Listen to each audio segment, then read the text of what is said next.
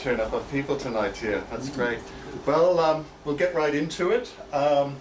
Dr. Andrew Klekociuk, I've first met him around 91, 92 or so when I started working at the Antarctic Division, and he had already been a scientist there by that time. I think you probably already had wintered at Macquarie Island by then. That's right, yep, 88. So, yes, well, Andrew is a principal research scientist now at the Australian Antarctic Division, where he has conducted research on the Antarctic atmosphere for over 30 years. He grew up in Tasmania and gained a PhD in physics from the University of Tasmania. He has hobby interests in astronomy and environmental monitoring. So with that, I'll hand it over to you, Andrew. Great, thanks very much, Warren, and thanks everybody for coming out tonight. It's a great pleasure to be here and among a few people that I know. So tonight I'm going to give you a little bit of a tour of what we've done in atmospheric science in the Antarctic over, well, 70 odd years almost, I suppose, going right back to the early days. But I'm going to kind of focus on a few different topics. I'm going to take you through what we are currently doing down at Davis Station and some of the projects and some of the instrumentation. So I'll talk a bit about instrumentation. I guess people here might be interested in some of the radars that we have and other instruments. And I'll kind of try and link the early days into the future a bit to show you where things are progressing. So here's my bit of an outline of what I'm talking about tonight. A bit of sort of persistence there on the screen. But so I'll tell you a little bit about where I've come from. Warren's already sort of indicated a few things there. And just tell you a bit about the atmosphere, just to remind yourselves, and I guess you guys are all fairly familiar with quite a few concepts I'll talk about. Go right back to the foundations of the Australian National Antarctic Research Expeditions back in '47. I won't go right back to the history of Antarctica, but I'll kind of start around '47 and tell you about the early days where we used Antarctica as a laboratory to study some unique things. And then we moved into a different emphasis in the early 90s. We had a review of Australian Antarctic science that Rex would have been involved in, I'm quite sure. And we changed our emphasis to look at more into the climate and how it's evolving. And since about 2013, where I've become more strongly involved in leading the atmospheric work, trying to see where climate and society is going, and using the Antarctic as a litmus site to some extent, but also the powerhouse of climate as it is. And then I'll try and make some conclusions about all of that. And then I've got a little tour of our observatory, a little virtual tour where you can sort of have a look at radars and things in a bit of detail and kind of zoom in, and hopefully that will work.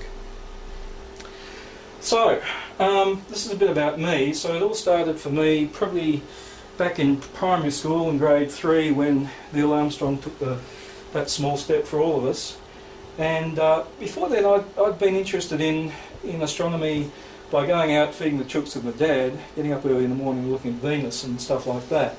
So I kind of had a bit of an interest in astronomy. I also was interested in things like chemistry and geology and all sorts of other stuff, but my brother had some binoculars and he also had a shortwave radio, kind of two fundamental things that kind of really interested me. And my dad knew somebody that made telescopes, and so I kind of got involved in looking at the sun, counting sunspots. So when I was kind of about 13 or 14, I used to count sunspots and send them off to the American Association of Variable Star Observers. I could look at auroras in the backyard out in Glenorchy amongst all the lights before they put in the Elwick Showground lights and the KG5 soccer lights and all sorts of other light pollution. But then I even studied those with handheld spectrometer. They were quite interesting. When I went to the university, I kind of wanted to pursue all of this into a career in some sort of astronomy. I really was focused in on solar astronomy because also I was doing stuff with VLF reception at home. I built a small VLF receiver monitoring Northwest Cape, for example, and picking up solar flares. And I'd known Bill Ellis, Professor Bill Ellis, through the Astronomical Society. He was our patron back then, and he was doing solar astronomy and some pretty amazing stuff with whistlers and Jupiter emissions and all sorts of things. So I did an honours thesis in solar radio astronomy, where we had some pretty fancy spectrometers, radio spectrometers, which still by today's standard are not too bad. We used to record, say, about 3 megahertz baseband on videotape, and then play it back through a filter bank spectrometer and record at high speed on film. So I kind of got involved in processing like 400-foot rolls of film. Here's some solar radio bursts, some type 3 solar radio bursts in the days when the spectrum was cluttered, I think, although you had things like, you know, the TV stations, VHF TV stations and stuff. So I studied solar radio bursts, and I started doing a PhD. I built a solar radio telescope. I built a dual polarisation helical array at 600 megahertz to look at a particular type of solar radio spectrum. And then the solar activity declined at the end of that cycle, and I was getting a bit worried I wouldn't actually record anything. So I switched over to pulsars after about a year, and I was studying the Vela pulsar, which has been studied at the uni for quite a long time. So a rotating neutron star about 10 kilometres in diameter, spinning every 89 milliseconds, and hopefully if I click on, oops, if I want to go back, and if I try and navigate somewhere over here, we might hear it. Oh, no, it's not going to let me do that. So we'll come back. There's a little recording there of the sound of the Vela pulsar. But I studied that. We were looking at the timing of the Vela pulsar. I built another feed for the dish, so we had 650 and 920 megahertz dual polarisation. I had to actually get up, kind of in the prime focus there. It tipped the dish over and we had a big ladder. You couldn't do that today. We're up there, I don't know, 10, 15 metres or something like that, 2 of us just hanging on for dear life. That was an interesting day, but got that going. We were monitoring the pulsar for about 10 hours a day. This is a dish built for the Kalgoorlie Solar Radio Telescope. And being a solar system, it didn't really track much in our angle, but so the pulsar had set, then it glitched, and I missed it literally by a couple of hours. So this happens every few years. The pulsar speeds up slightly, and we had a rubidium clock that was used as a time reference.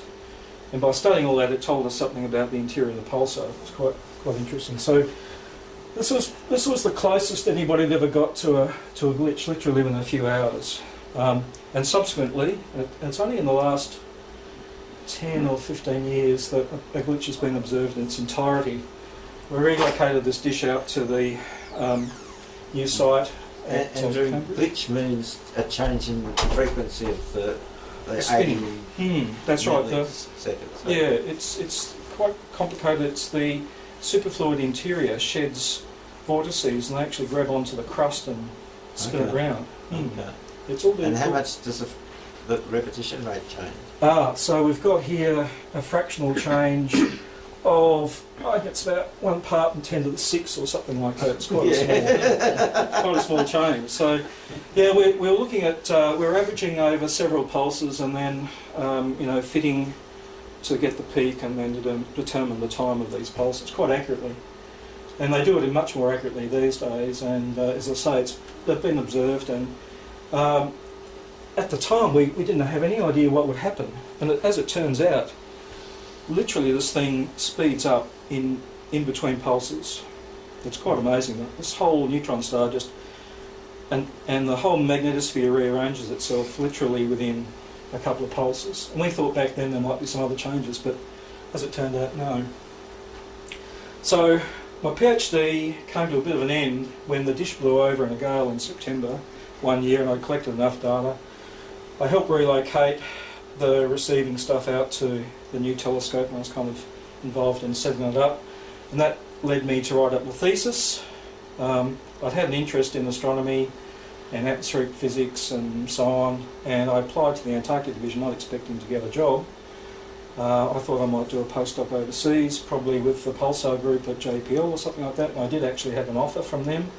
But I got this opportunity to go to Macquarie Island once in a lifetime, and I went for it. Hadn't quite finished my thesis. I went to Macquarie Island, spent the winter down there and came back and finished writing it up when I got back. I won't tell you about all the trauma that caused me, but I finally got it done, so that was great. Also got involved in a space shuttle mission, the first abort to orbit of the space shuttle on the Space Lab 2 mission, where the shuttle was going to burn its orbital manoeuvring engines over Tasmania and make use of Bill Ellis's low-frequency radio astronomy systems, and we observed galactic emission at about 1 megahertz or lower, in fact 500 kilohertz. What happens is the water vapour basically drops out the D region and the F region of the ionosphere, and then you can see the galaxy. Unbeknownst to me, this is all part of the Ronald Reagan Star Wars concept, where basically there were going to be efforts to destroy the ionosphere to send particle beams through it. So this is all part of that. I took a little radio receiver to Avoca, and we looked at we had a little transmitter down here at 2 megahertz, and we basically could verify that the ionospheric hole opened up. So that was another part of my PhD, but not involved in the thesis. So that's enough kind of stuff. I still do radio astronomy from home. I do meteor detections. I use the VK7 RAE up north for that at 50 megahertz, and VLF and a bit of solar and anything else I can do with software-defined radios and stuff. So that's how I came to kind of be involved. I had a bit of experience in lots of different things like radio construction, data collection, optics and so on and so forth. And that led me to Macquarie Island, where we had a program going that I could be involved in. But this is really just to remind you where the Antarctic stations are, and just to point out that they're kind of located, so our main stations, Mawson Davis Casey plus Macquarie and the Subantarctic, fortuitously or by design, to straddle a reasonable range of magnetic latitude and to see different parts of the Auroral oval. So this is kind of one of the things that Phil Law and others had been thinking about, and provide a great benefit for studying the upper atmosphere, which at the start of the Antarctic program was really a big unknown. Space age was still to dawn, and so we made a lot of opportunity of these locations to study various things about the auroras. I'll tell you something about shortly. So here's some of the other stations, and we collaborate with all of these. In fact, there are many more stations in the Antarctic too, of course. But I've just pointed out some of the key ones. In fact, there's a news story tonight about Kunlun Station, about is it the US that's trying to invade the Chinese there? Have a read of that one. It's all to do with astronomy. So the atmosphere, this is the area that, you know, I work in, still, you know, at various levels of it today. So starting off, troposphere, where the weather is essentially, stratosphere, mesosphere and thermosphere. And these two temperature profiles here, one's for the summer temperature profile at Davis Station, it's about 69 south, and the winter profile. So if you kind of focus down here, you'll see, okay, well in the winter it's colder than in the summer, and you know the Antarctic stratosphere is in darkness over much of the winter. But when you get into the summertime, high up, the Antarctic is in 24 hours of sunlight, and yet the summer is much colder than the winter. And so we've been studying why this is so, and it's to do with the way that the atmosphere overturns from pole to pole. And high up in the summertime, the air actually is moving upwards and equatorwards, and it's cooling, adiabatic cooling, and this gives you very low temperatures down to about minus 150 Celsius. And it's in this area that interesting phenomena occur. Water vapour can form ice crystals at these very low pressures and temperatures. So we see noctilucent clouds, night shining clouds, which we don't see from Tasmania. They're also called polar mesospheric clouds. So we've studied those. There are some interesting layers up there. Hydroxyl layer I'll talk about, so naturally forming layers due to subtle changes in the chemistry, the fact that there are ionised atoms that alter the chemistry up here, and the gases aren't well mixed. It's only really down near the surface that the whole atmosphere is kind of turned over. We find in the stratosphere the ozone layer, about 25 kilometres, pretty fundamental for protecting us from UV. So we've been studying a lot of these different areas. Also the stratospheric clouds that form in the winter, very cold temperatures here in this region, are also enough to freeze out water vapour. And these are fundamental in ozone destruction. Thermosphere, high up, pretty much ionised, high temperatures, and so the temperature profile whizzing off. It's the lower border of the auroras up there. So, well out into the magnetosphere, the domain where the Earth's magnetic field interacts with the solar wind. Just pointing out some important points here. The solar wind streaming away from the sun with its embedded magnetic field pushes the Earth's magnetic field into a teardrop shape, and the plasma from the sun can couple in various ways to that magnetic environment and create interesting phenomena. It can couple in on the flanks, and plasma can stream back and then get injected back into the equatorial region and then pile in and on the poles, creating the auroras. So energetic particles coming in, ionising various gases, nitrogen, oxygen, argon. In fact, we even detected argon aurora at Davis and described it for the first time. Also, in this region here, the cusp. So depending on your magnetic latitude, you experience different parts of the magnetic environment. And the cusp is a place where the solar wind can directly penetrate on the daytime side. And that's exactly where Davis is, so that's kind of an interesting spot. And then there's a whole bunch of resonances that happen in that environment. So particles can bounce between the hemispheres. In fact, we've studied what called conjugate magnetic phenomena at Macquarie Island and Kotzebue in Alaska. I was lucky enough to go up to Kotzebue. And then this plasma streaming in these field lines can resonate and create ELF and ULF waves. So, moving on, way back to the early days. So, I've just got a few different things here that cover off on some of the work and just show you kind of it still lingers into the present. So, cosmic rays. People were very interested in the radiation environment from space. Cosmic rays generated by astrophysical phenomena, supernovas mainly, but also the sun. And so the early work taking cosmic ray detectors even on the first ship that established Heard Island in 1947. And then in 1955 we established cosmic ray detector at Mawson, and then in the 70s we built an underground laboratory, basically using the rock as a shield to filter out some of the lower energy cosmic rays. So there's a detector system on the top called a neutron monitor, which detects neutrons produced by cosmic rays interacting with the atmosphere. Underground muon detectors. Muons are a bit like electrons, but they have an interesting time dilation effect, so they can survive longer than they should because they're travelling at the speed of light. These detectors are pointing in different angles because we can use the magnetic field as a bit of a probe, and depending on energy you can look in different parts of the sky depending on where you are. Now I had a look for a recent plot of cosmic ray variation versus solar activity, and the two are quite intimately linked, and I came to the conclusion that nobody's interested in cosmic rays anymore because I couldn't find one that went up to 2017 or 2018 which had both. I mean, there's an interesting plot on spaceweather.com recently showing the recent cosmic ray, but not the solar activity. Of course, you know, solar activity has dropped away a great deal.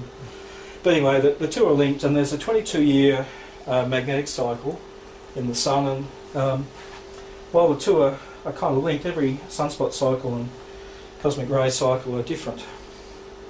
And that relates to some extent to the way the interplanetary magnetic field and the shape of the heliopause affects the filtering of cosmic rays coming in from the galaxy. So one thing I've been involved in is trying to use trying to link cosmic rays to the atmosphere. It's one of those activities you do when I guess your program's under a little bit of threat, as Rex would know. But we did find some quite interesting stuff and come up with something quite novel. So for a number of years people have looked at these ground level enhancements, big solar events sending out protons that actually reach the surface or even underground. So, and this particular event in 2005 produced quite marked differences at different locations. So there's quite a few southern hemisphere locations here, and so you can see at Mawson it's quite muted. If you're at South Pole it's quite big, and if you're at Dumont d'Urville it's huge. So using the network of detectors, colleagues have devised a method of mapping the protons in 3 dimensions. Then we used that with an atmospheric model and worked out the ionisation at different levels in the atmosphere. So this particular event's quite interesting. It's very focused in the Dumont d'Urville region, and then in the other hemisphere quite diffuse. And we've used this to study the atmospheric chemistry changes. So looking at, in this case, hydroxyl, which is quite important in ozone depletion, quite a strong enhancement of hydroxyl in the summer atmosphere. Nobody's seen this in this detail, basically, and still working on a manuscript that describes this. But so, you know, building on all of the cosmic ray knowledge that we've got, taking us into a bit of a new area. Auroras. People love seeing auroras, and I guess you see a few occasionally here. I see them just on the horizon. I have one of these all-sky cams at home and can sometimes see them. But the early interest really was mapping where the auroras occurred.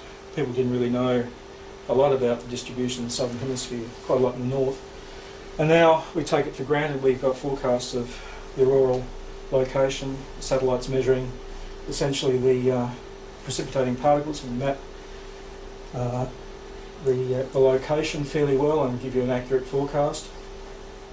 People on Facebook look at this sort of stuff. I see people tweeting about K indices and stuff like that and get quite excited about, you know, K of 4 and is it going to be 5 tomorrow and so on and so on. Cameras really didn't come in until the 60s, or in fact the International Geophysical Year, which was quite a fundamental change. People were mapping these things, people going out visually observing. In fact, we threw out recently some forms that people would go out and try and draw the aurora. Now we've got cameras, and this is a camera we've got at Davis. Very simple, it's basically a webcam. In the past we've had 35mm black and white and sometimes colour film, 400-foot rolls being processed every few days by a physicist like me. We've got stacks of that in the archives, but now we've got images every minute in colour and so on and so forth. It's a pity you can't really see this one here. This is a nice aurora Macquarie Island, where the sort of thing people would do would be measure the height of lower borders with theodolites and then have a few different stations and work out the height. But in here we've got a laser beam from one of our lidars we've had at Macquarie Island. I like laser beams and auroras. So there's a lot of study of using cameras, and then later, when electronics became more sophisticated, measuring auroras with high time resolution in narrow spectral bands, and studying other opposite ends of the magnetic field. In the 60s, some cameras were flown over Macquarie Island and also over the conjugate point in Alaska, and measured that characteristics showing that the auroras are very similar but mirror images in the other hemisphere. And then we became a bit more sophisticated with photometer systems. So these are basically very simple optical systems that look at about 30-degree field of view with narrowband filters that you can tilt tune. These are about a nanometer, 10 angstroms in bandwidth, measuring the auroral lines, and connected up to just some photon counting, simple photon counting stuff, logged with a PDP computer in those days at 20 hertz. And stuff we did was we'd measure at the top there, it's the blue part of the aurora, which is quite hard to see. The green, you see quite rapid fluctuations in this particular type of aurora called pulsating aurora. And from that we can do some nifty deconvolution and look at the time response of the green. So the blue is created instantaneously by electrons coming in, and then the green is produced sometime later by an interaction with the oxygen molecule. We actually work out some details of the process. We made the most accurate measurements of the lifetime of the auroral status I did at Macquarie Island. And I looked up some of the stuff recently, and people really haven't done much more on that. I don't know if I killed the field or they're just not interested. There are other things still to look at. And we've applied this impulse analysis actually in the climate system. We've looked at the coupling between the troposphere and the stratosphere. So I've used this kind of mathematics. So again, if I hadn't done this, I probably wouldn't know about it. It's an interesting benefit. Airglow. So airglow kind of refers to the background glow from chemical processes in the upper atmosphere. And it was really the Mawson Institute for Antarctic Research, established in 1959, that really pioneered a lot of Australian work. Fred Jacker, one of the key people, a former chief scientist of the Antarctic Division, developed some pretty amazing instruments to look at the Doppler spectrum of emissions from the upper atmosphere. So things, Fabry-Pro spectrometers, very flat glass plates, flat to 100th of a wavelength, held incredibly parallel and scanned either by physically moving the plates or changing the pressure, creating a spectrometer, culminating in things like this instrument here at Mawson, which actually produces spectra of different parts of the sky, what's called an imaging Fabry-Pro spectrometer. By measuring the width of the spectral lines and their Doppler shift, you can infer the temperature and the winds in the upper atmosphere, and showing the auroral features heat of the upper atmosphere. So amazing stuff. We used this technology in our LiDAR, and that gave us a big advantage in looking in the daytime in the upper atmosphere, as I'll say something about shortly. 3-field photometers, so if you look at 3 different fields in the sky, you can do correlations and then map movement of small perturbations caused by, I call gravity waves. So these aren't gravitational waves from black holes, but these are small fluctuations in air parcels. For example, when air moves over a mountain, it rises, it will cool and sink, and then it warms, it will rise again. So you set up an oscillation in the atmosphere. These waves are created in situ at various levels, and very important in actually driving a lot of the circulation. Other things which might be somewhat mundane, but we've got enormously long records now. Just basic magnetic measurements, measuring the strength and the direction of the magnetic field, small fluctuations at different frequencies, quite fundamental in giving us an idea of how the field's changing. The field is decreasing in strength and may flip in who knows how many thousands of years. Studying the atmosphere with ionospheric sounders, they're basically radars, as you know. Different sophistications, starting off with the early versions that use film canisters. It sent out a pulse from a couple of megahertz up to 15 or 20. Of course, you guys probably are familiar with their probably interference for you in various ways. I tried to study them, tried to do oblique sounding from home with an SDR on them, mixed success.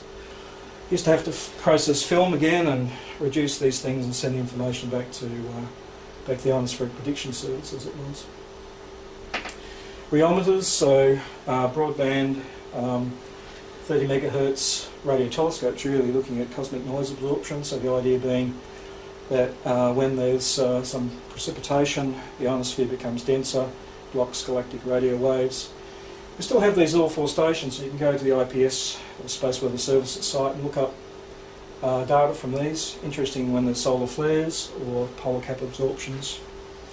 I had a role in demolishing this antenna accidentally. I was back at head office, but somebody said an elephant seal was running amok in this system, but they'd actually got a bit confused, and it was the other antenna that we had. And long story short, basically this thing had to get rebuilt because somebody put the bulldozer through the wrong antenna.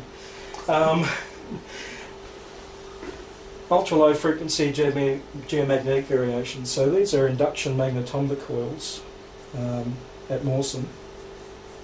East, west, north, south, and a little calibrator here. But measuring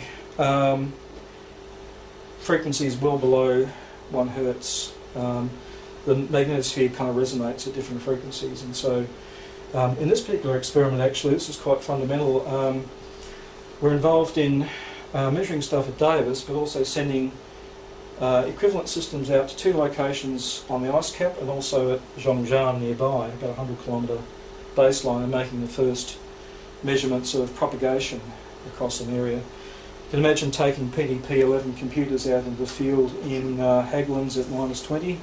That was all done. It was amazing what happened back then. So, on to kind of the next era in the 90s, and I guess we still have good links through to all of the early stuff in various ways, although in the AAD we really do focus in on this part of the atmosphere, that neutral atmosphere, stuff below auroras.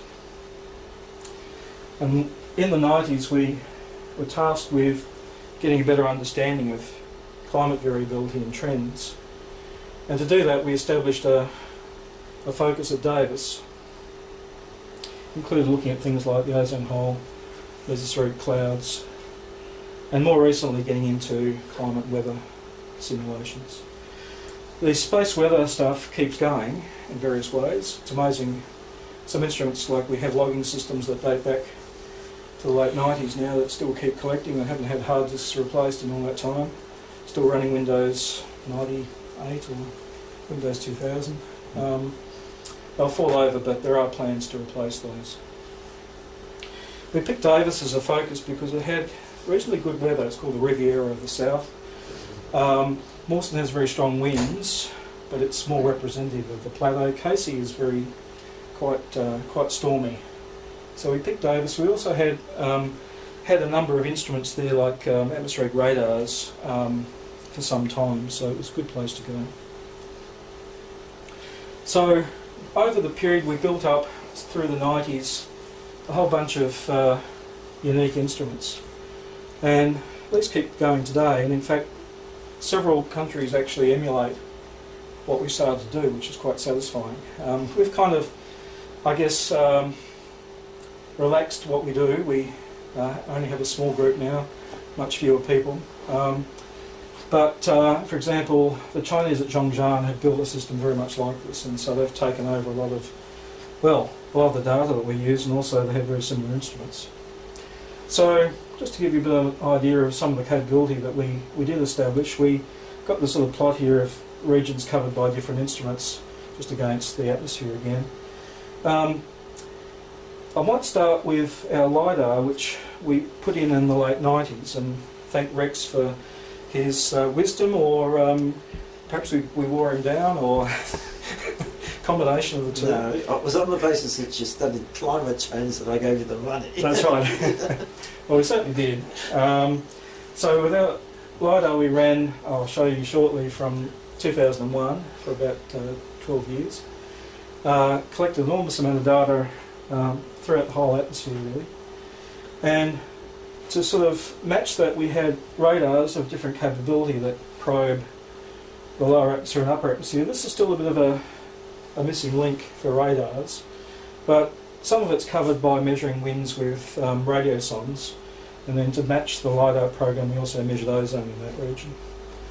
Some spectrometers that measure those natural airglow emissions. And more recently we've got a smaller system which we've had at Macquarie Island and now back at Davis, measuring mainly clouds. It's actually runs 24/7, and kind of this one here was really run in fair weather to look at the upper atmosphere. This one runs continuously to look at the lower atmosphere. And then, you know, a lot of stuff keeps going for the upper atmosphere. So here's a bit of a look at Davis. We have a big lab and the LiDAR building, separate building. And then at different locations we have, this is our VHF radar array, so that's the one that looks troposphere and stratosphere up to about 15 kilometres, and then from about 70 kilometres to about 100. LiDAR over there. What's the mechanism of reflection of the radar? Yeah, so it's basically, it operates in different modes. It's got a beam steered mode where it can transmit and receive along a steered beam, or it can be used as what's called a full correlation array. So you transmit vertically and then have different receivers that look at the diffraction pattern. I was thinking, what is the reflection from? Oh, okay. It's from basically density perturbations in the lower atmosphere, So or tropospheric propagation. tropospheric propagation. Yep. Yeah, high up it's electron density variations. Right. And then the spectrometers that we've got. The real estate at Davis are on a peninsula. Prevailing wind is in this direction. Our lab and LiDAR are here just on the edge of this magnetic quiet zone. We actually had to redefine the magnetic quiet zone when we put our LiDAR in, because we actually put it on the site of the old lab. So this is all built, so the main lab was built in the early 90s. Warren was involved in fitting it out for us. LiDAR went in the late 90s, and then various other instruments, ionosonde, there's a rheometer over in here. There's another type of rheometer which is a beam forming rheometer, so it measures cosmic noise absorption different parts of the sky. Medium frequency spaced antenna, so that's the MF radar, so that's seeing above about 70 kilometres. VHF, that's the one that sees above 70 but also lower down. And there's a digital ionosonde in there as well, which I might say a little bit about. And then this summer we actually put a weather radar over here for a period. There's some instrumentation out there to look at lower atmosphere. And then a platform over here near the Met building where the ozone sondes are flown also.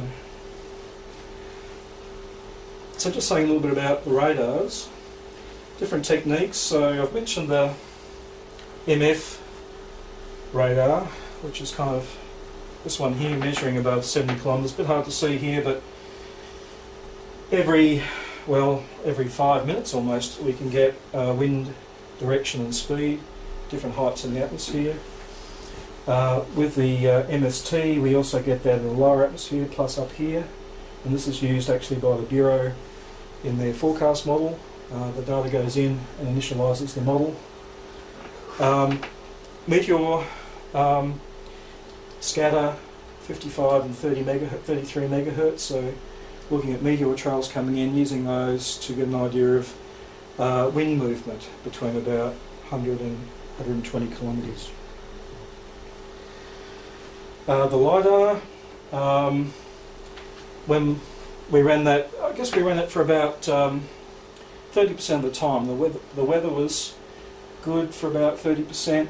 The expeditioner was awake for about 30% of the time, and we didn't have parties 30% of the time. So, well, we collected an awful lot of data. In fact, it was quite a challenge. This instrument basically consists of a laser beam we send up, very powerful. It's one of the most powerful scientific lasers in the country at the time, probably still is. 30 watts average power in the green at 50 hertz. And we look at the scatter coming back with different telescopes and in different ways. So here's an example of the scatter coming back. And the white bits are when the expedition was sleeping, because we needed somebody to open the roof, get this complex laser running. And here we're seeing scatter off stratospheric clouds, very fine detail. We've got enormous range of dynamic range we can cope with.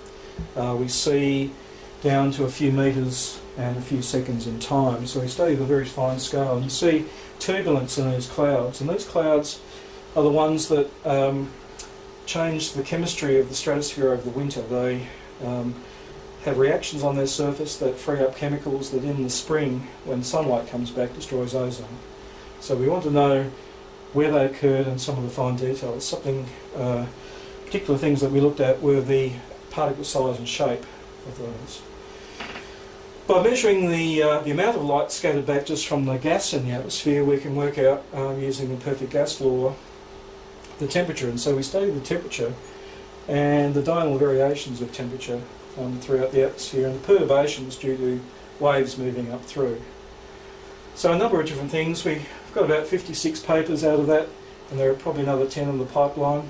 So I think overall it's been quite a useful tool in getting us up amongst, I guess, some of the other players.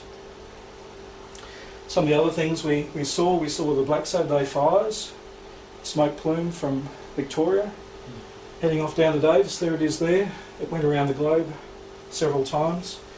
And so with colleagues at Dumont Deville, we studied the decrease in the smoke intensity over time. Quite sobering to think of the devastation that those fires caused. Fortuitously, we had one of our expeditioners was a bit restless one night. Got up, looked out the window, thought it was clear, went to run the LiDAR, and then literally within minutes of starting, this dust cloud came across at about 30 kilometres. Never seen anything like that before, and he was almost tempted to kind of shut the thing down and work out why there was this problem. But it turned out to be a small asteroid about 10 metres in diameter, entered the atmosphere near the Japanese station Showa. At the time it was the largest atmospheric detonation since, I think it might even have been Tunguska. It's up in the class of the Chelyabinsk event that happened. That's the one the Russian dash cams will see.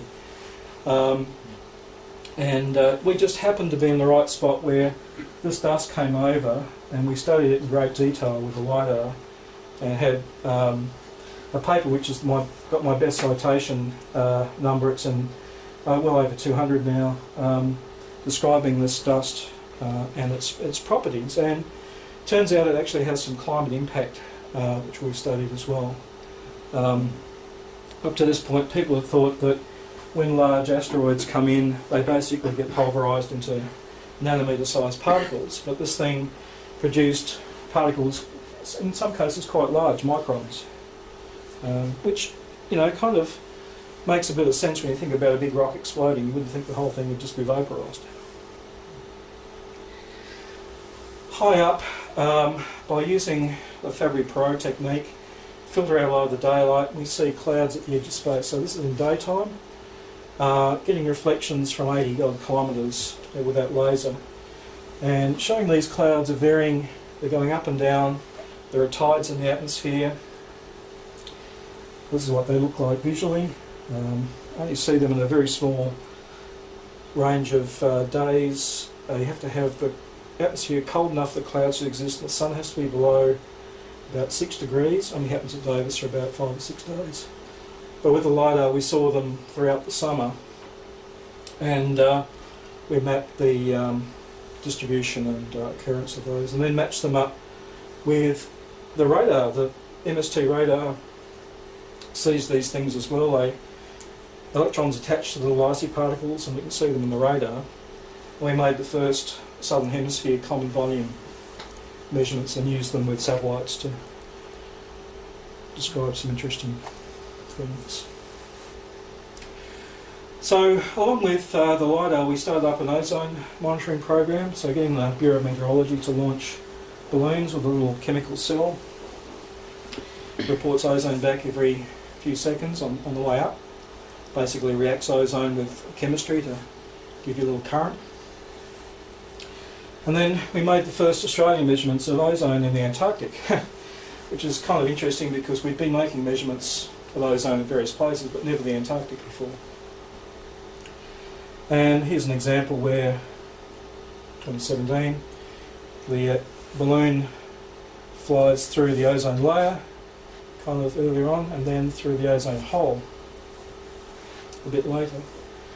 Now we've got a good database now back to 2003. We've got one of the longest runs because a lot of stations have stopped measuring or they've changed their methods. So we've got some got a manuscript in preparation that talks about the long-term trends. We use this to be involved in the assessment reports on ozone, which I was involved in. I was an author on one of the chapters recently for WMO. How often do you do flights? Once a week. So there's only about 7 stations that do that now, and really fundamental for keeping the satellite record calibrated. Other things we do are spectrometers that look at those hydroxyl emissions, but also by absorbing light, CO2, carbon dioxide, ozone, we also make trace gas measurements. So we've got a record going back 20 years now of trace gases in the lower atmosphere, total column, which is quite unique. We've had some collaborators that have operated instruments that map the hydroxyl emission, quite interested in the interaction of waves with that. So just some of the hatches we've got in the roof. This is the long-term record of temperatures. It might not look much here, so these are all the measurements we've got right back to 1994, right up to date, showing how the temperature varies at the top of the atmosphere, 210 Kelvin, quite cold up there. And then, as I'll show you in the next slide, out of that massive data we get some interesting trends. Solar activity influences that part of the atmosphere.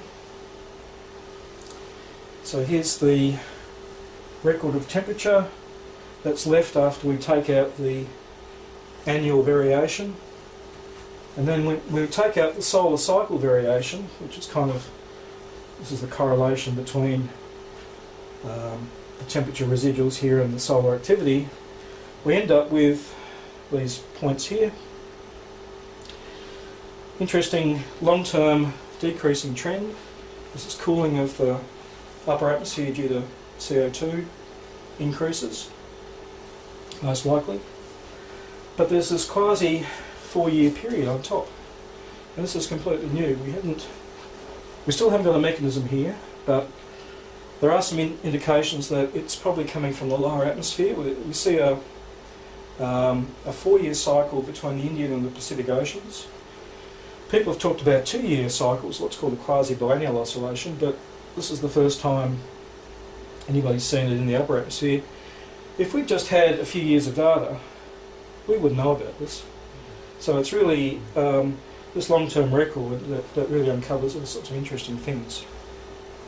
The green measurements here are satellite measurements, so it corroborates what we're doing. Would that have anything to do with El Ninos and all that sort of stuff? Yeah, so it's kind of a mix of El Nino and Indian Ocean dipole, probably. I'll lose my voice a bit. So, hopefully I'm not going to run out of time, or I've been going No, for we're it. good. I've been going a bit longer than I thought. We're nearly there.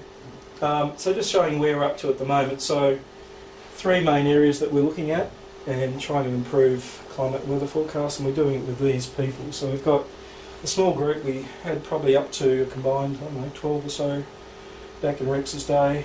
People have retired. But now we've got some new people coming in through different partnerships. There's a new partnership, the Antarctic Strategic Collaboration Initiative, which was recently announced by Minister Andrews. We've got 2 positions there, and we've got another one at CSIRO looking at climate modelling. We've got some students as well. So we're down here in the IMAS building, which is a great spot. So one of the key problems we're looking at is why climate models kind of get the ocean temperatures reasonably wrong. So this is kind of a map.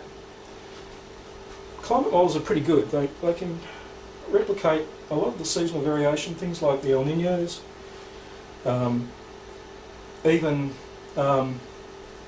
they're capable of producing cyclones and all sorts of things. But when you look at the Southern Ocean, it's warmer in the models than we measure by a couple of degrees in some cases. And basically we've been focusing on this region here, trying to work out what is the cause. And there are a number of pointers to clouds being a problem, and it's the type of cloud. And in fact, it's the fact that the southern hemisphere has quite a clean atmosphere allows water vapour to persist where it would otherwise freeze out. So you can have water vapour liquid at -40. If it hits an aerosol particle, it will freeze, and then it will change its character, so it will change its radiative properties, become brighter. And so it's likely that there's basically, in the model, they don't reproduce this, they produce clouds that allow more radiation through. It's the drops that actually reflect the radiation back into space. So we've been trying to measure with our LiDAR and other instruments the properties of these clouds, but building on the legacy that we had at Davis, where we established that LiDAR and worked out things. So we took a lot of instruments to Macquarie Island. We've been involved in a big international collaboration. We've had the Aurora Australis bristling with bits of kit. One of these little all-sky cameras.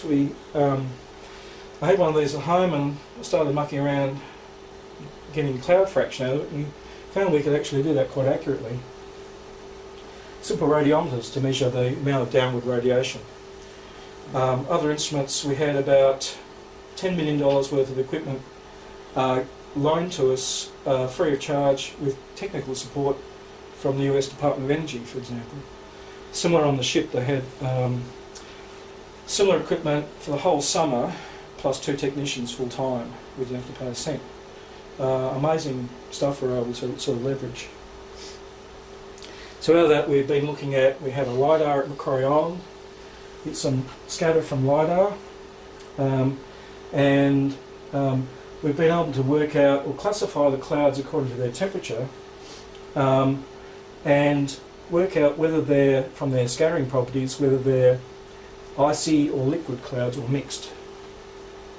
And with a radar, there's a radar from the Bureau of Meteorology, seeing differences between these clouds. For example, here you can see the radar sees cloud here when the LiDAR doesn't. It's mainly because there are these low clouds. And this is one of the key problems, that looking in from space, satellites can't see below these low clouds. With our LiDAR we can see up to them, but sometimes having radars and LiDARs together give us a bit more insight. From our ship-based cameras we get the amount of cloud in the sky, so we can get some basic parameters about cloudiness, how much radiation is getting through, and what are the clouds made of, essentially. Down at Davis this last summer we established the next phase, where we're starting to look at what's happening at the Antarctic continent.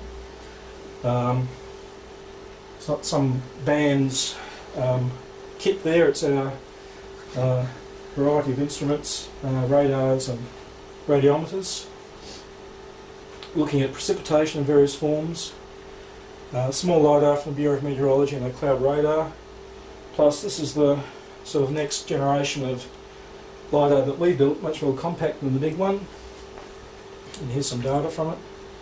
So the cloud's very low down, and we can tell by the polarisation properties that these clouds change, so that the LiDAR beam is polarised. If it hits an ice crystal, it will be depolarised, and the amount of depolarisation tells you something about the size. If it's liquid, it won't be depolarised at all. So some of these clouds here are actually liquid layers. These are quite likely very low polarisation liquid layers existing 2 or 3 kilometres above Davis, where it's about -10 or 15. So these are the first measurements really to some of the stuff in the Antarctic.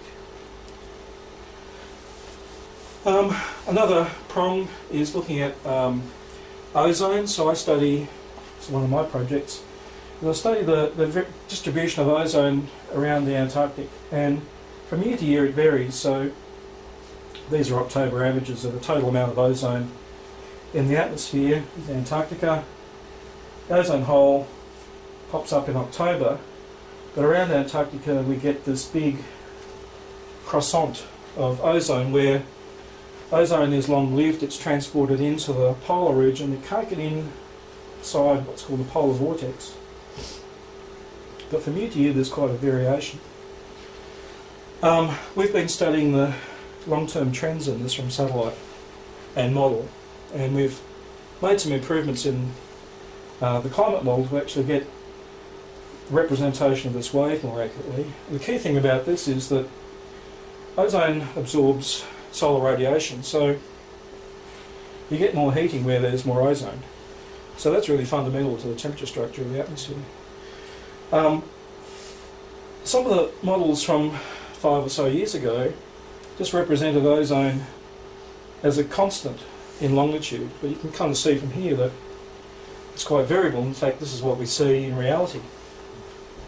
There are these big differences. So we've helped to get the ozone distribution right in the climate models. And then finally, this is a bit more esoteric, but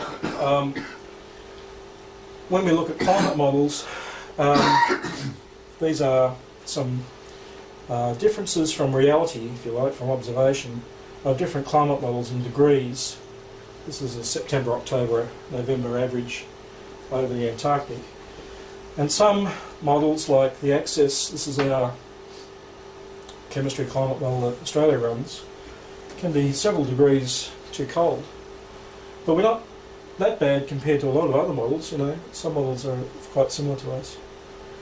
And we've been trying to work out why that is. Why is the Antarctic atmosphere too cold in climate models? So we've really got the surface is too warm in the summer, the stratosphere is too cold in the winter. Are these things related? To get the temperature right, you have to get the winds right in the atmosphere, and that's another side. And without going into a lot of exploration here, those waves I talked about propagating up get filtered by the winds, and if we represent their spectrum in a better way, a more detailed spectrum as we've got here, we can actually iron out a lot of the biases. And so my colleagues, Damien works with US people on basically ironing out this climate bias. And the problem is that climate models, while they're, you know, using a lot of computing power, a lot of things have to be parameterised. You can't have a grid box small enough to represent all of these things. You've got to have some equations in there to kind of represent things, and it's getting these equations better. So, come to the last slide here. So we came from humble beginnings. We did those little fundamental things that you could probably do in your backyard quite easily now. In fact, I could easily, you know, run all-sky cameras from my backyard that would surpass anything that we had up till probably the 1980s now. But we learned a lot of things from that, and along the way we had to adapt to different things in society. So as a government organisation, we're, you know, working for the taxpayer and trying to do things that improve society. And so we've constantly had to adapt and come to new directions. At the same time, keeping up with technology. You know, what was an all-sky camera, you know, leading edge 30 years ago is trivial today. And so one of the key things is getting that technology going. The LiDAR was a good example where we actually leapt forward a number of years, and then things have spun off from that which keep us going today. So it's really, to be leading edge these days, you have to be making, you know, world-class measurements, and that's quite a challenge. And you can really only do that with collaboration. So I guess we've become more collaborative, more tech-savvy, and more focused on society. So that's it for me.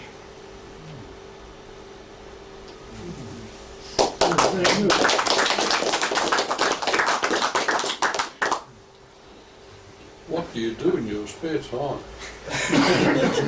Think about a lot of other things. Yeah, well, think about these things. It actually occupies a lot of time, I must admit.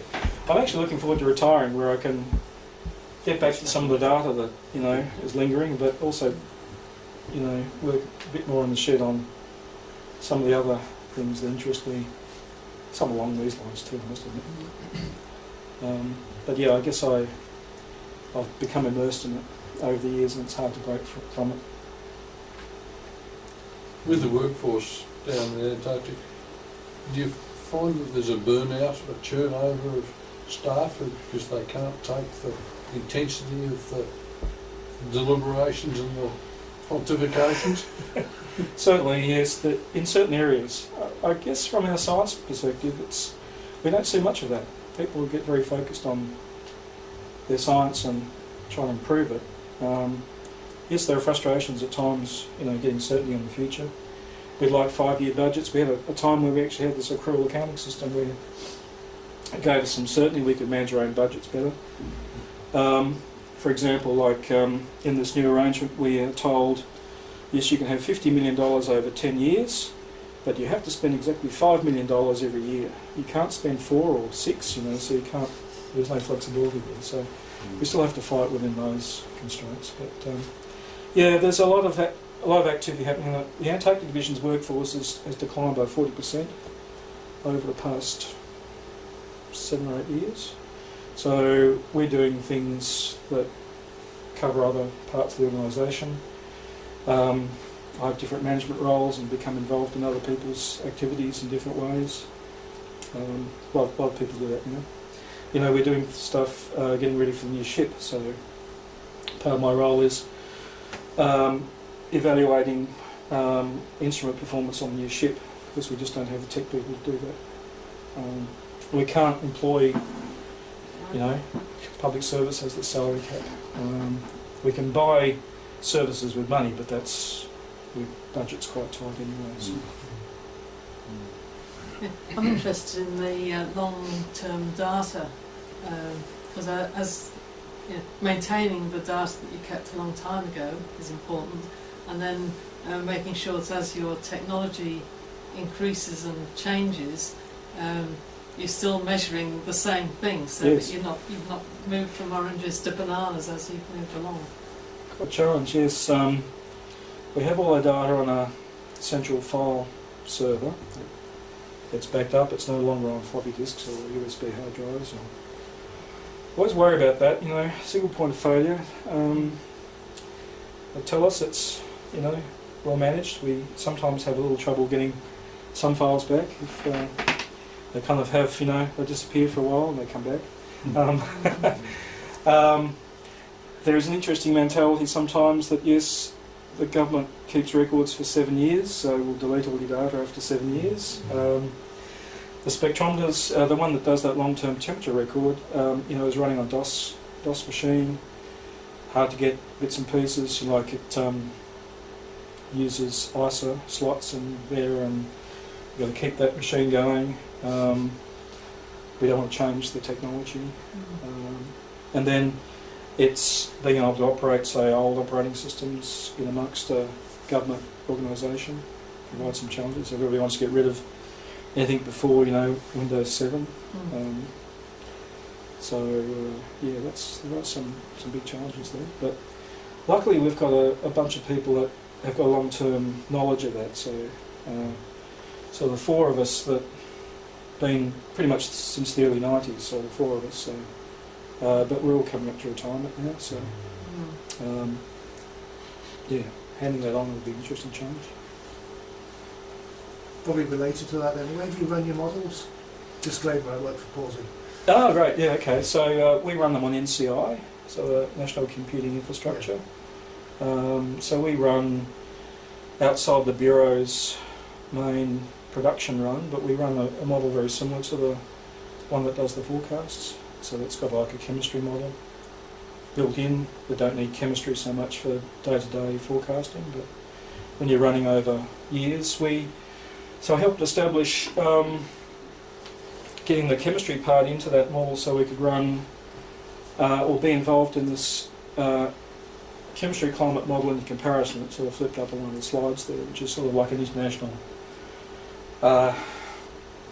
group comparing models. So up to then Australia hadn't been involved in any of that. So we got there, and it was quite interesting being the only one or two people from the Southern Hemisphere in amongst all of that. So that's been quite fruitful. Luckily we picked a model that Australia picked a model that had its origins in the UK. It's the unified model, so made it easier for us. But some serendipity there. Did the magnetic measurements taken at ground level, were they fed into your system or were they for somebody else? Yeah, so we collected the data for Geoscience Australia. So that's the magnetic variations. We also did the magnetic absolute measurements for quite a period, and then it was taken over by different people in the organisation, like station leaders. Didn't have much to do, so they went out and did magnetic measurements. The comms people do that now. But it's an interesting hybrid because we've got, I guess we built the logging systems.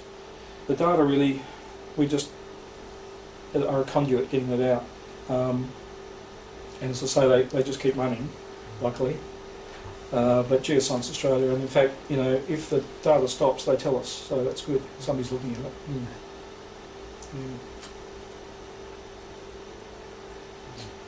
What do you do for a hobby, Andrew? So yeah, I mentioned I'm interested in in radio astronomy and environmental monitoring. So stuff with weather stations and VLF. Listen to meteors from beacons. I'm interested in listening to stuff like whistlers, and I'd like to be able to write a peer-reviewed paper on something from my backyard. It's increasingly hard these days. I mean, 20 years ago it'd be trivial, but it's quite difficult these days. And it does take sophisticated stuff these days to do it. So it's an aspiration, I think. I don't know if I'll get there. But one thing I have been looking at is trying to look for enhancements of VLF signals from gamma ray bursts. So some of the gamma ray bursters are strong enough to disturb the ionosphere, and people have seen these. Whether I could publish on it. I got usurped a few years ago measuring VLF stuff, so I monitor a bunch of different transmitters, and you might remember there was a very big solar flare that basically the X-ray detectors on the GO satellites were saturated. It was the biggest solar flare ever seen, and they kind of saturated X12 or something, wherever it is, or X20 or something.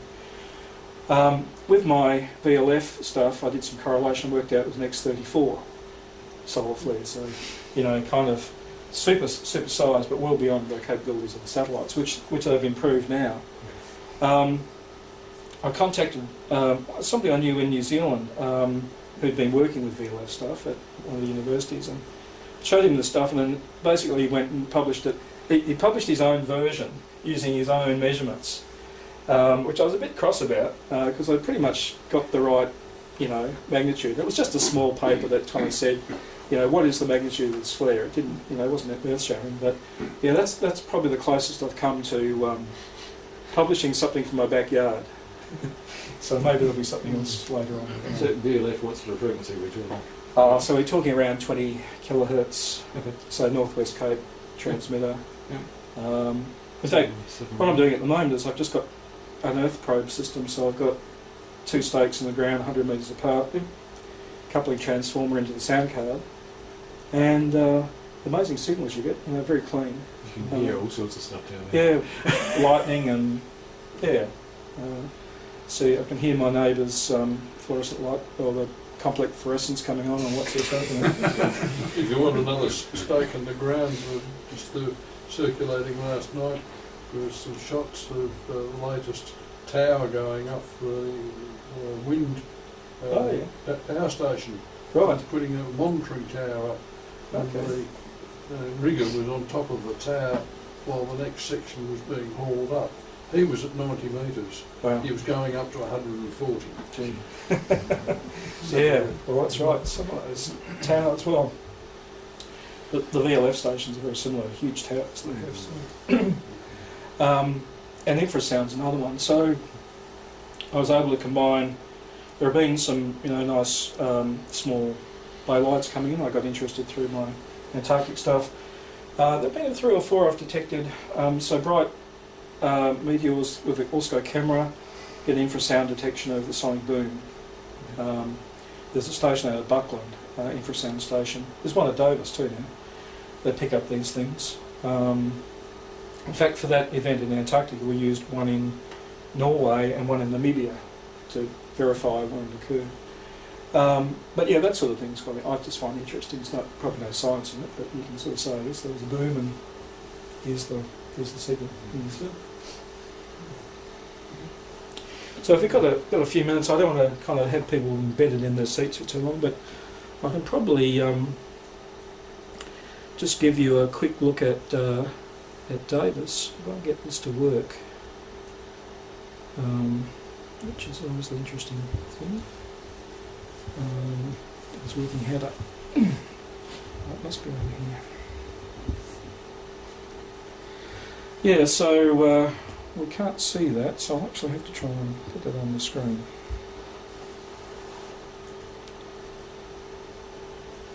Will it let me do that? It's thinking.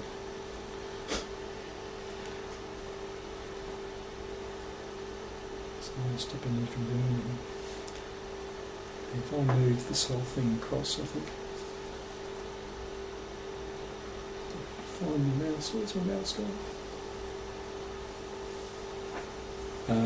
The alternative is for people to get a cuppa, and I can have this going over a cuppa for those that are interested, perhaps. Is that some? Will I get it going?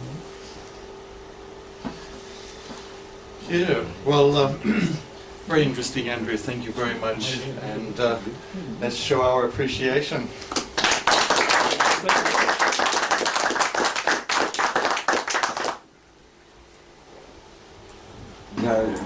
The rock was made, Yep. and that actually preserved the magnetic field, Yep. and there was then plotting the flips of the magnetic field Yes. over hundreds of thousands of years.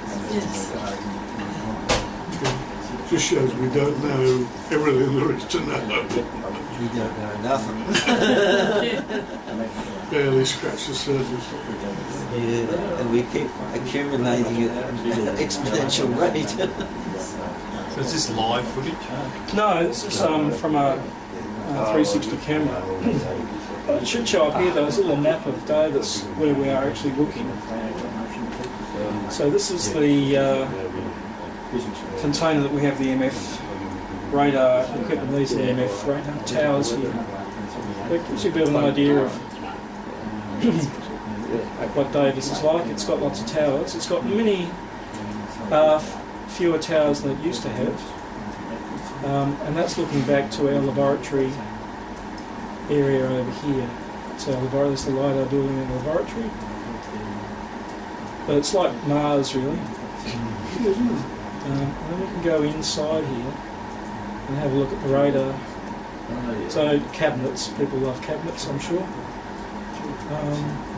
Given the prevailing wind down there, do you sort of allow a quarter of an hour to go between buildings, or? Yeah, that's right. And quad bikes are a good way of getting around, or walking. Yeah, walking is a bit hazardous sometimes. That's down at the MST radar. So these are just Yagis that are part of the receive system. Just an array of Yagis, really. Then we go inside the container. Linux computers, but all fairly compact these days. Not a lot to see there really, but I think it's about 40 kilowatts, the power of that system.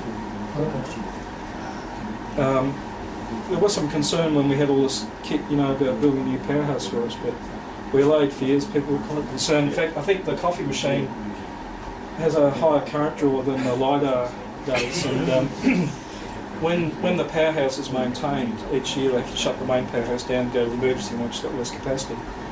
it was always a toss-up between running the LiDAR or running the coffee machine. And the coffee machine usually won out. Yeah, it's always a worry. And these are the meteor transmit and receive antennas. I think that's the transmitter. These are the receive antennas. So it's down near a quarry. In fact, there were plans to build a runway in this region, but we're planning on building a runway, or potentially building a runway, much further away. But hopefully we can use our radar to give some idea of local meteorology. It's back in the just another view of the radar systems. This is back in the MF. Run these old industrial computers. They're very rugged. They've got lots of different slots, ISA and PCI slots in them, and yeah, they're good. So if I go here, now this is now LiDAR. Okay, so now I've got the picture. So this is now LiDAR building. Not very glamorous because our laser's under wraps here. So basically we stopped running LiDAR in 2012. And the reason we did that is because the division had a very, very tight budget in that period. We couldn't afford to send somebody down south to run it. And we tried different ways. We actually tried sending students down, collaborating with the Chinese. The Chinese are very interested. The Division 1 didn't want to do that. They thought it was culturally too difficult. We might get there eventually, but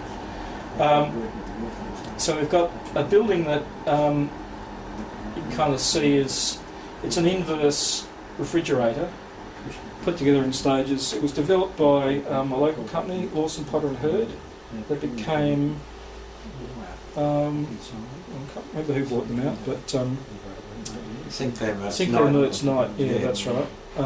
And it was a new concept in putting together a transportable building. Sections weighed several tonne. Interestingly, this roof section's about 7 tonne. Now that's a fairly big load, and in fact it turns out it's one of the biggest loads the Antarctic Division's ever moved in Antarctica. And we're planning on building this runway, potentially at Davis, where we'll have to shift 15 tonne concrete blocks around. So it's going to be another quantum leap on what we did here. But we're up here, a couple of telescopes. So why does it need to be so heavy? It just turned out that when they built it, they kind of went over the top on the strength. Right. Yeah.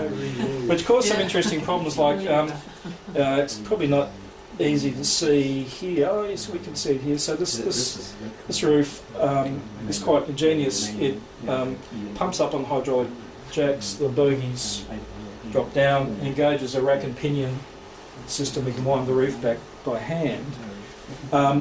When they dropped the roof on and started this up, it basically deformed this beam, which was built of some sub-grade steel, and we actually had to weld a stainless steel plate on top to fix that. But we had all sorts of concerns about blizz getting in over the winter, and also it's never happened. It was beautifully designed and not a problem. We had a lot of good people input into that. Do you have to make it RF shielded as much as you can, the way you have done at the MRO? Are you that concerned about radio? Or? Well, we're concerned because we run very wide bandwidth amplifiers, 200 megahertz pulse counting amplifiers, and we did find a little bit of interference from some of the radio comms around the place. In fact, if you have a VHF inside the building, you can get spurious signals. But because we're synchronously integrating, we're integrating with a laser pulse, some of the noise just disappears into the background, essentially. It's only stuff that would be synchronous with the laser that would be a problem. We did have a big telescope in here. So going back to the Morse Institute, it was designed back in the 80s. It had a big 1 metre diameter mirror, aluminium mirror. And basically, we learnt, let Rex in on a bit of a secret here, but the thing was designed well beyond its capabilities. So there was no adjustment built in. The mirrors had problems. Very quickly after we got it all established, we put these smaller telescopes in, which actually had better efficiency than the big telescope. The big mirror actually, I had another kind of link with it because when I was doing the PhD, Mike Waterworth, who was the optician or a lecturer at the university in optics, he was designing this laser ignition system, which was basically a helicopter-mounted laser system that would start fires. Instead of dropping, incendiaries out of the helicopters, you'd sort of have this laser gunship and you'd start fires. And in fact, the mirror that he used was the sister mirror for the one that we used. And he just had this prototype where he had this big carbon dioxide laser and this mirror and a telescope, and we have a big copper vapour laser and a telescope, and then we replaced it all with this much simpler, much more efficient technology. That gave us some more flexibility. We could actually tip the beam off vertical and do various other things, point it around the sky. The initial aim was to measure winds around the sky. We did some of that, but it was never really easy to do, and we couldn't sustain it long term. So we did some small studies, but the main thing was staring vertically, which gave us much more information, much better return. And then I'll do this one here. This is in our lab on the roof, where you can't go anymore without a harness. There's the LiDAR building covered in snow, and some of the other sites around the place.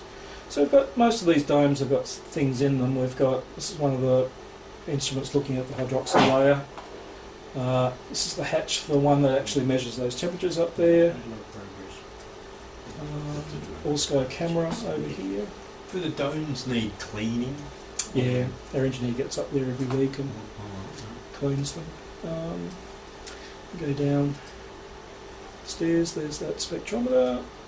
We've got a lab with like these gantries, so we can put instruments up. There's one spare spot there at the moment. Yeah. Our LiDAR is actually in here. We can't go there. I'm going different parts, but we probably can go there.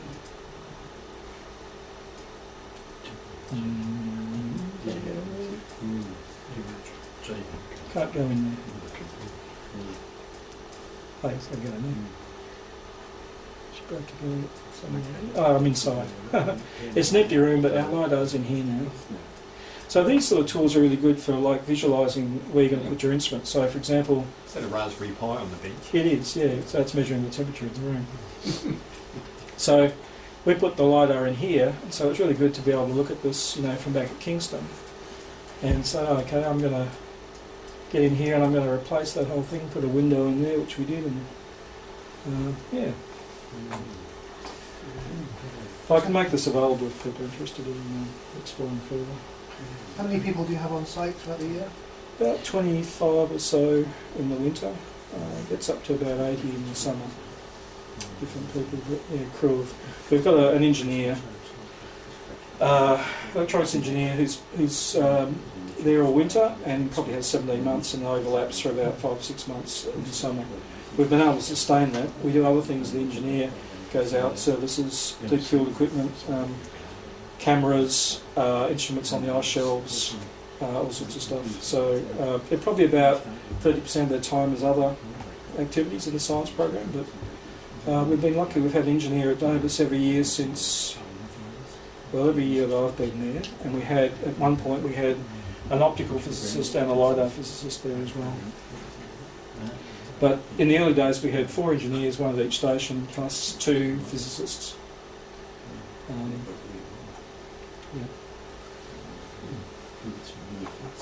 Look at some stuff. Yeah, I recall in the early days when the laser for the LiDAR was delivered to Tasmania, to Kingston, and you were setting it up. It was a rather big piece of equipment. Yeah. I think you and staff had to be specifically trained in the use of it, Yeah, I learned a lot about lasers. I never operated a big laser before, and so it was all the safety stuff, keeping them going. I've been very careful, not going and knocking them up.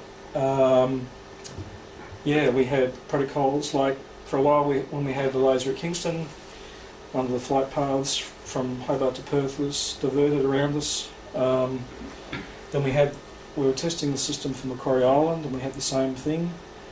And they were very keen to move us on, make sure we got off to Macquarie Island, because they wanted to put other aircraft through that corridor.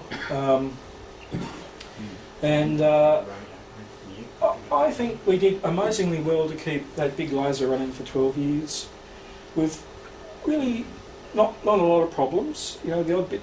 Well, one story is that so we got some big capacitors like 2 kV, I don't know, 50 microfarad or something like that, and they had a lifetime which we didn't know about. The factory didn't tell us. They said, oh, well, after one failed, they said, oh yeah, you probably need to replace them every 4 or 5 years. And so this happened like at the start of the winter when the ship wasn't there. And so I was on the phone to our physicist, and I sort of flippantly said, oh, you could make one out of, you know, glad wrap and aluminium foil. And that's exactly what they did. So I used pretty much all of the glad wrap and aluminium foil on the station, and built a winder, and wound these, you know, electrolytic capacitors that they tested and operated quite nicely, you know. So we've got this, like, it's a table about yay big with these coils. That's the capacitor, so it's quite a big thing. That was parked next to the laser for a while with our jumper leads. And one of our engineers said, "What's this crap down here?" You know, and I said, "You know, keep it. You know, it's a historical item, but it just shows the ingenuity." Luckily, we haven't had to, you know, mine rare earth minerals and create, you know, transistors and things like that. But yeah, that's one of the sort of highlights, I suppose. But for example, we've had this laser we had at Macquarie Island. So we ran it for 2 years continuously. We have to service it every 2 months. And now it's at Davidson. It's run for about 5 months. It has had a little downtime. It turns out we've had it's a flash lamp pump system. So you have these UV lamps that you fire. Well, you put a couple of kV across, and then they fire like a flash lamp out of your camera. That starts the laser process, and this is firing 20 hertz. And we started to get these lamps that were cracking, and so the laser shuts down, got to open up, get the lamp out, it takes a couple of hours. It turns out that the new lamps they make are slightly different spec to what the laser is supposed to take. So now we've got a system down at Davis. We've just discovered that these lamps are all slightly different sizes, so our engineers have been going through trying to size them up and get the right ones, and also modify the laser slightly so we can keep going. But it just shows you that even you can get caught out just by not the instrument itself so much, but you know, other parts of the manufacturing process you rely on. So touch wood, it's going at the moment. We've only had probably about a week since November it's been down, but if you go on the web, you can go to our website and see the camera and the laser beams coming out quite close to it. And if that disappears, well, it's probably one of those lamps that's cracked again. How many hours do you get out of a tube? So it's 2 months. Yeah, it's 100 million shots. And we change them then because what happens to the lamps is that they have a greater chance of failing as you go on, and then they can catastrophically go. But yeah, that's all part of the training and knowledge that and then, you know, all documentation and all of that. Really, it's been a bit like a space project. I think everything I've done in the Antarctic, I always think back to space projects. You have to be ready for all sorts of contingencies and carry your spares and have your backup plans. We've always had about 2 backup plans.